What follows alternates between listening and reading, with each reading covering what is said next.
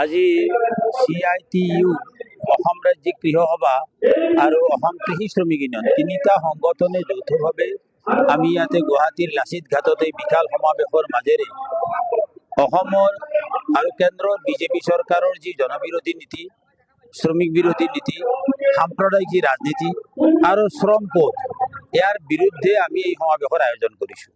শ্ৰম কোডে শ্ৰমিকৰ সকলো অধিকাৰ হৰণ কৰিব আৰু চৰকাৰখনৰ সাম্প্ৰদায়িক ৰাজনীতিয়ে অসম তথা ভাৰতবৰ্ষত অনৈক্য সৃষ্টি কৰিছে, মানুহৰ মাজত বিভাজন কৰিছে।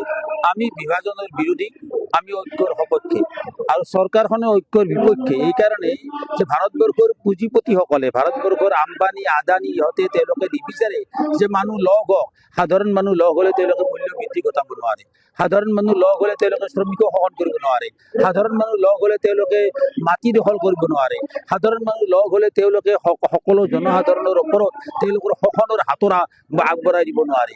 গতিকে এই পুঁজিপতিসকলৰ স্বাৰ্থ ৰক্ষা কৰি আজি বিজেপি চৰকাৰে শ্ৰমিকৰ গলা টেপি ধৰিছে, কৃষকৰ গলা টেপি ধৰিছে, নিবনুৱা যুৱকৰ চাকৰি কৰ্মসংস্থাপনৰ পথ বন্ধ কৰিছে।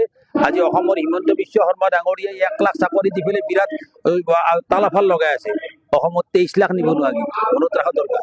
আৰু এই 23 লাখ নিবনুৱাৰ ইয়াত 90% শিক্ষিত নিবনুৱা, একেবাৰে যিসকলৰ চাকৰি পোৱাৰ যোগ্যতা আছে, অৰ্থ আছে, দক্ষতা আছে, এইসকলক কোনো বস্তুৰ কৰ্মসংস্থান দিব পৰা নাই। কাৰণ কাৰখানা বন্ধ হৈ আছে, কাৰখানা বন্ধ হৈ আছে, অন্যান্য সকলো জেগাতে তেওঁলোকে কৰ্ম সংকোচন নীতি লৈছে। আজি আপোনালোকে ৰাজহুৱা খণ্ডৰ প্ৰতিষ্ঠানবিলাকত য'ত আগতে 12,000 শ্ৰমিকে কাম কৰিছিলে একোটা প্ৰতিষ্ঠানত, তাত এতিয়া স্থায়ী শ্ৰমিক হৈছে মাত্ৰ 4,000। বাকীসকল হৈছে ঠিকা শ্ৰমিকৰ সংখ্যা। IOC, অইল ইণ্ডিয়া লিমিটেড সকলো জেগাতে ব্যক্তিগত খণ্ডৰ কল কাৰখানাবিলাকত আজি ঠিকা পদ্ধতি, আৰু ঠিকা পদ্ধতি মানে শোষণ পদ্ধতি, আৰু শোষণৰ বিৰুদ্ধে আজি মাত মাতিবলৈ ইয়াতে মানুহ আজি সমবেত হৈছে। মাটি ৰক্ষাৰ কাৰণে ফচলৰ উচিত মূল্য বিচাৰি আজি শ্ৰমিকে আৰু আহিছে, আৰু কামৰ বিনিময়ত উপযুক্ত হাজিৰা বিচাৰি, শ্ৰম বিচাৰি, মজুৰি বিচাৰি ইয়ালৈ আহিছে। অংগনবাড়ী কৰ্মী, সহায়িকাসকল, আশাসকল, ৰন্ধন কৰ্মচাৰীসকল, কৃষি খণ্ডৰ কাম কৰা, দিন হাজিৰা কৰা শ্ৰমিকসকল আহিছে। এই শ্ৰমজীৱী মানুহৰ এই বিশাল সমদলে আজি বিজেপি চৰকাৰখন যে জনবিৰোধী, এইটো পুনৰবাৰ প্ৰমাণিত কৰিলে। আমি জনবিৰোধী চৰকাৰখনৰ অপশাসনৰ অৱসান বিচাৰিছো। অহা 26ৰ নিৰ্বাচনতো আমি সেই শক্তিয়ে দিব বিচাৰিছো এই সমাৱেশৰ মাজেৰে।